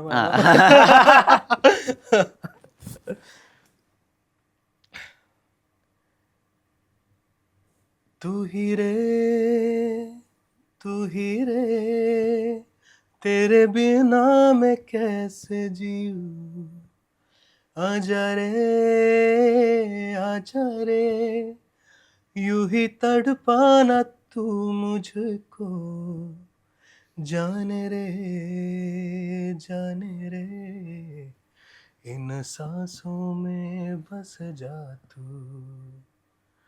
चाहत है अगर आके मुझसे मिल जा तू, या फिर ऐसा कर धरती से मिला दे मुझको, तू ही रे. ഇപ്പം നമ്മൾ ഈ സമയത്ത് ഈ നമ്മുടെ ആർട്ടിസ്റ്റുകളൊക്കെ ആയിട്ട് ബന്ധപ്പെട്ടിട്ട് ഈ പാട്ടിന് ഇൻസ്പിറേഷൻ കിട്ടാൻ വേണ്ടിയിട്ട് അല്ലെങ്കിൽ ഇപ്പം ഭയങ്കരമായിട്ട് പെർഫോം ചെയ്യാൻ വേണ്ടിയിട്ട് പല കൈൻഡായിട്ടുള്ള ഡ്രഗ് അബ്യൂസ് അല്ലെങ്കിൽ സബ്സ്റ്റൻസ് അബ്യൂസ് ഇങ്ങനത്തെ കാര്യങ്ങളെ പറ്റിയിട്ടൊക്കെ കേൾക്കുന്നുണ്ടല്ലോ. മീൻസ് അങ്ങനെ നെയിംസ് എടുക്കുന്നില്ല, പക്ഷെ ഇതിനെ ചുറ്റി പറ്റിയിട്ടൊക്കെ ഇങ്ങനെയുണ്ട്, ഇങ്ങനെയൊക്കെ ആണ് അവർ മ്യൂസിക് കമ്പോസ് ചെയ്തുകൊണ്ടിരിക്കുന്നത്. അങ്ങനെയൊക്കെ ഇതിലെത്ര മാത്രം സത്യമാണ്, അല്ലെങ്കിൽ ഇതിനെ എത്രമാത്രം ഈ സിനിമയിൽ പോലും പോർട്രേ ചെയ്യുമ്പോൾ റോക്ക് ബാൻഡ് ഒക്കെ ബന്ധപ്പെട്ട് പലപ്പോഴും അവരിങ്ങനെയൊക്കെ കാര്യങ്ങളൊക്കെ ചെയ്തിട്ട് ബാക്ക് സ്റ്റേജിൽ നിന്ന് കയറി വരുന്നു, അങ്ങനെയൊക്കെയാണല്ലോ അതിനെ പോർട്രേ ചെയ്യുക. ഇത് ശരിക്കും റോങ് ഇൻഫർമേഷൻ ആൾക്ക് കൊടുക്കണാണോ? ഇത് എത്രമാത്രം ഇതിന്റെ സത്യാവസ്ഥ? കുറെയൊക്കെ റോങ് ഇൻഫർമേഷൻ തന്നെയാണ് കുറെ അധികം ആൾക്കാർ ചെയ്യുന്നുണ്ടാവും. എന്താ വെച്ചാൽ പണ്ട് ഇപ്പോഴാണ് സോഷ്യൽ മീഡിയ കാരണം പല ആൾക്കാരും എംപവേർഡ് ആവണേ. ഓക്കെ, തിരിച്ചറിവുണ്ടാവാന്ന് പറയുന്ന കാര്യമുണ്ടല്ലോ, അതിപ്പോഴാണ് ആൾക്കാർക്ക് ഉണ്ടാവണേ. പണ്ടത്തെ കാര്യം ഇപ്പം ഞാൻ വിഷ്ണുവിനോട് പറഞ്ഞ ഈ പറയുന്ന മ്യൂസീഷ്യൻസ് എല്ലാം ഫുൾ ടൈം വെള്ളമടിയാണ്, വെള്ളം അടിച്ചിട്ട് ഒരു സ്റ്റേജിൽ കയറും എന്ന് പറഞ്ഞാൽ വിഷ്ണു അതേ വിശ്വസിക്കുള്ളൂ അല്ലേ. വിഷ്ണു അത് അടുത്ത ആളുടെ അടുത്ത് പോകുമ്പോ അതങ്ങനെ അങ്ങനത്തെ. ഞാൻ നമ്മുടെ മോഹിത് ചവാൻ എന്ന് പറയുന്ന ആർട്ടിസ്റ്റ് 2 പെഗ് അടിച്ചിട്ട് പുള്ളി റെക്കോർഡിംഗ് സ്റ്റുഡിയോയിൽ കയറുള്ളൂ എന്ന് ഞാൻ പറഞ്ഞ് കേട്ടിട്ടുണ്ടായിരുന്നു പണ്ട്. അതുകൊണ്ടാണ് പുള്ളിയുടെ പാട്ടുകൾ കേട്ടാലെല്ലാം എന്നുള്ള രീതിയിൽ. അതൊന്നും നമുക്കറിയണ ഇൻഫർമേഷൻ അല്ല, കറക്റ്റ്. പക്ഷെ നമ്മളത് വിശ്വസിച്ചു പോകും. അത്ര ആധികാരികമുള്ള ആൾക്കാരായിരിക്കും നമ്മുടെ അടുത്ത് ഇതൊന്ന് പറയണേ. പക്ഷെ അതൊന്നും ശരിയായ കാര്യമാണെന്ന് നമുക്ക് ഒരിക്കലും സ്ഥാപിക്കാൻ പറ്റില്ല. ഡെഫിനറ്റ്ലി ഒരു ക്രിയേറ്റീവ് പ്രോസസ്സിൽ ഇരിക്കുമ്പോൾ എനിക്ക് തോന്നുന്നില്ല ഈ ഡ്രഗ് അബ്യൂസും ഇങ്ങനത്തെ കാര്യങ്ങളൊക്കെ ചെയ്തുകൊണ്ട് എത്രത്തോളം നമുക്ക് ഫലിപ്പിക്കാൻ പറ്റും, എത്രത്തോളം പ്രൊഡക്റ്റീവ് ആവാൻ പറ്റുന്നു. കുറച്ച് സെൻസസിൽ ഉണ്ടാവണ്ടേ എന്തെങ്കിലും കാര്യം ചെയ്യണമെങ്കിൽ. അതല്ലാണ്ട് ആൾക്കാർ തമാശയ്ക്ക് ഇതെല്ലാം യൂസ് ചെയ്യണു, അതെല്ലാം ചിലപ്പോൾ ഉണ്ടാവുമായിരിക്കും. പക്ഷെ ഒരു ക്രിയേറ്റീവ് പ്രോസസ്സിലിരിക്കുമ്പോൾ ചിലപ്പോൾ ചിലവർ യൂസ് ചെയ്യുന്നുണ്ടാവും, ചിലവർ യൂസ് ചെയ്യുന്നുണ്ടാവില്ല. എന്ന് വെച്ചാൽ എല്ലാവരും അത് ചെയ്യണം എന്നില്ല. അതിപ്പോൾ ഒരു ക്രിയേറ്റീവ് ഇൻഡസ്ട്രിയിൽ മാത്രമല്ല, ഏത് ഇൻഡസ്ട്രിയിൽ. ഇപ്പോൾ IT മേഖലയിലെടുത്ത് നോക്കിയാലും എൻജിനീയറിങ്, ഏറ്റവും കൂടുതൽ എൻജിനീയേഴ്സ് ഉള്ള സ്ഥലം എവിടെയാണ്? ബാംഗ്ലൂരുണ്ട്, ബോംബെയിലുണ്ട്, അവിടെ അടക്കമുണ്ട് അല്ലേ. അപ്പോൾ അത് ഒരിക്കലും ഒരു എനിക്ക് തോന്നുന്നു ഹൈപ്പ് കിട്ടുന്നത് എപ്പോഴും ഈ ഒരു ഇൻഡസ്ട്രി ആണല്ലോ. ഫിലിം ഇൻഡസ്ട്രി എന്നാണ് ഏറ്റവും ഹൈപ്പ് കിട്ടുന്ന ഒരു ടോപ്പിക്.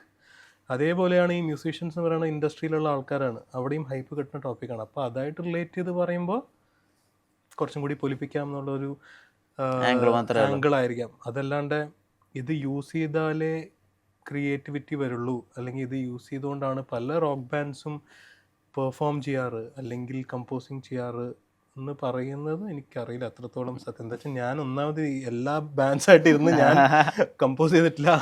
എനിക്ക് എൻ്റെ ബാൻഡ്സായിട്ട് നമ്മുടെ കമ്പോസിങ് പാറ്റേൺ മാത്രമേ നമുക്കറിയുള്ളൂ. അപ്പം നമ്മൾ ഒരു ജാമിങ്ങിന് മുമ്പ് നമ്മൾ വളരെ ബോധത്തോടെ നമ്മൾ പോകാറുള്ളൂ. എന്നാലേ നമുക്ക് നാളെ കോളേജിൽ പോയാൽ, കോളേജ് എന്ന് പറയുന്നത് ഒരു സ്ഥലത്ത് പോയിട്ട് എന്താണ് പെർഫോം ചെയ്യേണ്ടതെന്നുള്ളത് നമ്മൾ ജാം ചെയ്യുമ്പോൾ നമ്മൾ വെള്ളം അടിച്ചുകൊണ്ടും ഇതും അടിച്ചുകൊണ്ടും പോയി ചെയ്താൽ ചിലപ്പോൾ നാളെ അതൊന്നും ഓർമ്മ ഉണ്ടാവില്ല, എന്താ പോയി ലൈവിൽ എന്താ പെർഫോം ചെയ്യേണ്ടതെന്നുള്ളത്. അത് കഴിഞ്ഞിട്ട് നിങ്ങൾ വെള്ളം അടിക്കുക എന്ത് ചെയ്യുകയാണെങ്കിൽ കുഴപ്പമില്ല. ഞാനും വെള്ളം അടിക്കുന്ന ആളൊക്കെ തന്നെയാണ്. പക്ഷേ ഞാനൊരിക്കലും സ്റ്റേജിലേക്ക് അങ്ങനെ വെള്ളം അടിച്ചിട്ട് എനിക്ക് ധൈര്യം ഇല്ലാത്തതുകൊണ്ടാണ്. എന്താ വെച്ചാൽ ഇപ്പോഴത്തെ പിള്ളേർ അവർ നാളെ ഒരു ഫോൺ എടുത്തിട്ട് ഷൂട്ട് ചെയ്തിട്ട് ഇട്ടാൽ കഴിഞ്ഞില്ലേ.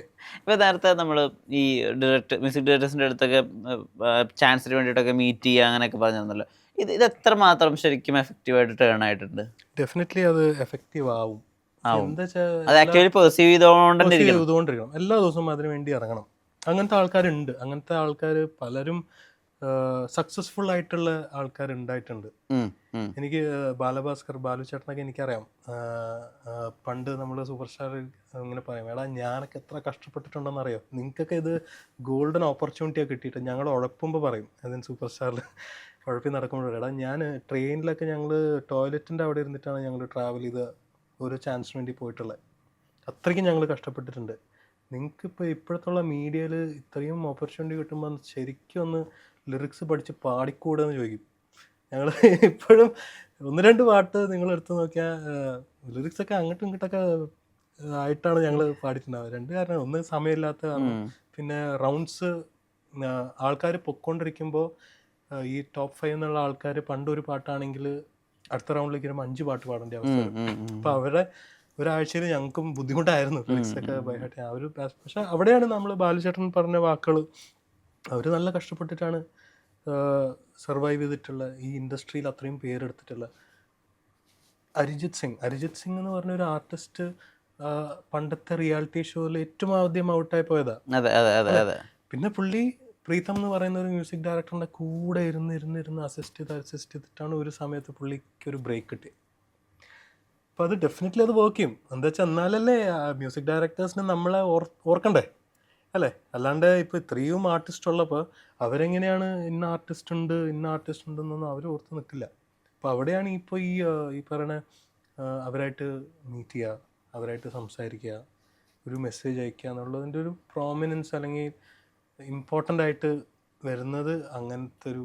അജയ് അങ്ങനെ ഒരു പ്രോസസ്സ് ചെയ്യുന്നുണ്ടോ എപ്പോഴെങ്കിലും? ഞാൻ ചെയ്യാറില്ല. 2 കാരണമുണ്ട്. ഞാൻ നേരത്തെ പറഞ്ഞ പോലെ എനിക്കൊരു ജോബുണ്ട്. എനിക്ക് അപ്പോൾ അവിടെ എല്ലാ ദിവസവും അവിടെ നിന്ന് ലീവ് എടുത്ത വർക്ക് ഫ്രം ഹോം ഒന്നും നമുക്ക് ചെയ്യാൻ കിട്ടില്ല എന്നല്ല, അങ്ങനത്തെ ഒരു ഇൻഡസ്ട്രി അല്ല, അഡ്വർടൈസിങ് ഇൻഡസ്ട്രിയാണ്. സോ അത് പറ്റില്ല. ആൻഡ് പിന്നെ നമ്മളെ കണ്ടുകൊണ്ടാണല്ലോ ബാക്കിയുള്ള പിള്ളേരുമുള്ള ഓഫീസിൽ. അപ്പോൾ നമ്മളിങ്ങനെ ഫുൾ ടൈം പുറത്തൊക്കെ ആണെങ്കിൽ അത് ശരിയാവില്ല. So I make sure that I go to office every day. When I'm working there, ഞാൻ അവിടെ ഡെഡിക്കേറ്റ് ചെയ്ത് ഞാൻ വർക്ക് ചെയ്യും. അപ്പോൾ അങ്ങനെ വരുമ്പോൾ ഇതൊക്കെ ഭയങ്കര സ്പോണ്ടേനിയസ് ഡിസിഷൻസാണ്. ഇപ്പോൾ മ്യൂസിക് ഡയറക്ടറിനെ പാടിപ്പിക്കണം എന്ന് തോന്നുമ്പോൾ ഒരു ആർട്ടിസ്റ്റ് അവൈലബിൾ ആണെങ്കിൽ അവർ പാടിപ്പിക്കും. ആ സമയത്താണ് ഞാൻ പോയി ചാൻസ് ചോദിക്കണമെങ്കിൽ ഡെഫിനറ്റ്ലി ചിലപ്പോൾ എന്നെ കൊണ്ടൊന്ന് ട്രൈ ചെയ്യാൻ പറ്റുമായിരിക്കും. അത് അറ്റ്ലീസ്റ്റ് ഒരു ട്രാക്ക് പാടിപ്പിക്കുക. അങ്ങനെയാണ് ആക്ച്വലി ഗോപി സുന്ദറിൻ്റെ ഇൻകെയിം എന്ന് പറഞ്ഞൊരു ട്രാക്ക് പാടിയത് ഞാനാണ്, സിദ് ശ്രീറാം പാടിയെ. അതിൻ്റെ കോറസ് ഭാഗം ഇപ്പോഴും എൻ്റെ വോയിസാണ്.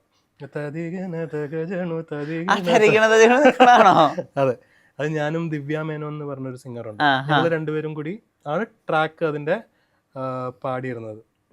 അപ്പോൾ അതിൽ കോറസ് ഇപ്പോഴും ഞങ്ങളുടെയാണ്. അത് ഒറിജിനൽ പാടിയത് സിദ് ശ്രീറാമാണ്. അപ്പോൾ ആ സമയത്ത് ഞാൻ ഗോപി ചേട്ടൻ്റെ കുറേ കോറസ് പാടാൻ വേണ്ടി മിഥുൻ വിളിക്കുമായിരുന്നു, മിഥുൻ ജയരാജ്. അപ്പോൾ അങ്ങനെയാണ് ഒരു ട്രാക്ക് ഉണ്ട് പാടാമോ എന്ന് ചോദിച്ചിട്ട് പുള്ളിയുടെ മാനേജർ വിളിച്ചത്, പാടി. പക്ഷേ അറ്റ്ലീസ്റ്റ് കോറസ് നമ്മുടെ വോയിസ് ഉണ്ട്. ഏറ്റവും കൂടുതൽ അഗൈൻ റീൽസൊക്കെ യൂസ് ചെയ്യുന്ന ആൾക്കാർ, അതിലൊരു സാറ്റിസ്ഫാക്ഷൻ ഉണ്ട് നമുക്ക്. സോ അങ്ങനെയാണ് ഓപ്പർച്യൂണിറ്റീസ് എന്ന് പറഞ്ഞാൽ അതാണ്, നമ്മൾ പോയി മുട്ടണം. അല്ലെങ്കിൽ നമ്മളായിട്ട് ആ ഒരു സ്പേസ് ക്രിയേറ്റ് ചെയ്യുക എന്നുള്ളത് അതുണ്ട്, ആ ഒരു പോസിബിലിറ്റി ഉണ്ട്. എനിക്ക് എൻ്റെ സോഷ്യൽ മീഡിയ ഉണ്ട്, എനിക്ക് എന്ത് വേണമെങ്കിലും ചെയ്യാം സോഷ്യൽ മീഡിയ സ്പേസിൽ. ആ സമയം അഗൈൻ അവിടെ സമയം കണ്ടെത്തേണ്ടത് ഞാനാണ് ചെയ്യാൻ വേണ്ടിയിട്ട്. അതിന് വേണ്ടിയിട്ട് ഡെഡിക്കേറ്റഡ് ആയിട്ട് എല്ലാ ദിവസവും റീല് പാടി ഇടണം, അത് വേണമെങ്കിൽ എനിക്ക് ചെയ്യാം. പക്ഷെ അഗൈൻ അവിടെ ഞാൻ പ്രയോറിറ്റൈസ് ചെയ്യണത് ജോലിയാണ്. ആൻഡ് ദെൻ അതിൻ്റെ കൂടെ എങ്ങനെ എനിക്ക് മ്യൂസിക് കൊണ്ടുപോകാൻ പറ്റും. ആൻഡ് ഞാൻ പണ്ട് കുറേ കവർ സോങ്സ് പാടുമായിരുന്നു അഗൈൻ, പക്ഷെ ഭയങ്കര സെലക്റ്റീവായിട്ടാണ് ഞാൻ കവേഴ്സ് പാടി. ഇപ്പോഴും എനിക്ക് മനസ്സിൽ തോന്നിയിട്ട് എനിക്കിത് പാടണം എന്ന് തോന്നുമ്പോൾ മാത്രമേ ഞാനൊരു കവർ പാടി ഞാൻ നമ്മുടെ ഇൻസ്റ്റാ പ്ലാറ്റ്ഫോമിലിടാം. അതുകൊണ്ട് ഭയങ്കര കുറവാണ് പോസ്റ്റിംഗ് ഒക്കെ. 2024 വാസ് ഗുഡ്. ഒരിക്കലും ഭയങ്കര മോശമാണെന്ന് ഞാൻ പറയില്ല. ഞങ്ങൾ 2 ട്രാക്ക് പ്രയാണിൻ്റെ 2 ട്രാക്ക് ഇറക്കി. It's going well. ആൻഡ് അത്യാവശ്യം ഷോസ് ഉണ്ടായിരുന്നു നമുക്ക്. പിന്നെ വർക്ക് വൈസ് ആണെങ്കിൽ ഞങ്ങൾക്ക് കുറേ അധികം എക്സൈറ്റിംഗ് ആയിട്ടുള്ള പ്രോജക്ട്സ് ചെയ്യാൻ പറ്റി. ഞാൻ വർക്ക് ചെയ്യുന്നത് മൈത്രി അഡ്വർടൈസിംഗ് എന്ന് പറഞ്ഞ അഡ്വർടൈസിംഗ് കമ്പനിയിലാണ്. അതിന് നല്ല പ്രോജക്റ്റ് ഞങ്ങൾക്ക് ചെയ്യാൻ പറ്റി. അവിടെയും കുറേ സാറ്റിസ്ഫാക്ഷൻ. എന്താ വെച്ചാൽ ക്രിയേറ്റീവ് BGMIന് വേണ്ടിയിട്ട് ഞങ്ങൾ ധ്യാൻ ശ്രീനിവാസനെ വെച്ച് നമ്മുടെ ഒരു കൾട്ട് സീൻ റീക്രിയേറ്റ് ചെയ്തത് ഭയങ്കരമായിട്ട് വൈറലായി. അത് actually world's most viral video in gaming കാറ്റഗറിയായി മാറി. അപ്പൊ അതാണ് നമ്മുടെ മലയാളീസ് ഏറ്റെടുത്താൽ എവിടെയും ഞങ്ങളിപ്പോൾ BGMI ആയിട്ട് വർക്ക് ചെയ്യുമ്പോൾ ഞങ്ങളുടെ ക്ലൈൻറ്റ് പറയാറിയതാ, അതെ അതിൽ ഒരു മലയാളീനെ ഉൾപ്പെടുത്താൻ പറ്റുമോ ആ ആഡിൽ, അപ്പോൾ പിന്നെ മലയാളീസ് ഏറ്റെടുത്ത് അതങ്ങ് വൈറലായിക്കോളും എന്നുള്ളൊരു പോയിന്റിലേക്ക് എത്തിയിട്ടുണ്ട്. സോ അഗെയിൻ അത് ഭയങ്കര എക്സൈറ്റിംഗ് ആയിരുന്നു. ലാൽ സാറായിട്ടും പൃഥ്വിരാജൊക്കെ ആയിട്ട് നമുക്ക് associate ചെയ്യാൻ പറ്റി. ബ്രോ ഡാഡിയുടെ പ്രൊമോഷൻസിന്. സോ ഭയങ്കര അടിപൊളി സ്പേസ് ആണ്, ഹാപ്പി ലൈഫാണ്. എങ്ങനെ 2025 പ്ലാൻ ചെയ്യുന്നത്? ഞാൻ അങ്ങനെ പ്ലാനിങ്ങിൽ ഭയങ്കര മോശം, ആസ് ഇൻ എൻ്റെ പേഴ്സണൽ ലൈഫിൽ കേട്ടോ. ജോബ് വരുമ്പോൾ എല്ലാം നമ്മൾ കറക്റ്റായിട്ട് പ്ലാൻ ചെയ്യും. അവിടെയാണ് ഞാൻ പേഴ്സണൽ ലൈഫ് കുറച്ചൊന്ന് ലേഡ് ഔട്ടാണ്. സോ വരണടുത്ത് വെച്ച് കാണാം എന്നുള്ളൊരു തോട്ടാണ് എപ്പോഴും ഉള്ളത്. പക്ഷെ ഒരു സോങ്ങിൻ്റെ ഒരു പ്രൊഡക്ഷനിലേക്ക് കടന്നു കഴിയുമ്പോൾ then we think okay what should we do with that എന്നുള്ളൊരു പ്രോസസ്സ് നമ്മൾ ആലോചിക്കാം. സോ 2025 വരട്ടെ, ആ സമയത്ത് നോക്കാം എന്നുള്ളൊരു. റിയാലിറ്റി ഷോയിൽ നിന്ന് തുടങ്ങി റീൽസിൽ വരെ എത്തി നിൽക്കുന്ന നിങ്ങളുടെ ഒരു ജേണി ഉണ്ടല്ലോ, അത് വളരെ ഇൻസ്പയറിംഗ് ആണ്. അത് കണ്ടിന്യൂ ചെയ്യാൻ പറ്റട്ടെ. മനസ്സിനും അറിയില്ല ഒക്കെ പോലത്തെ അതൊരൊറ്റ ഒരെണ്ണം മതി. അതെ, അതുപോലത്തെ ജംസ് ഉണ്ടാക്കാൻ ഇനിയും ഈ ജേണിയിൽ സാധിക്കട്ടെ. നേരത്തിന് ഒരുപാട് നന്ദി. Thank you so much Vishnu for inviting. Thank you.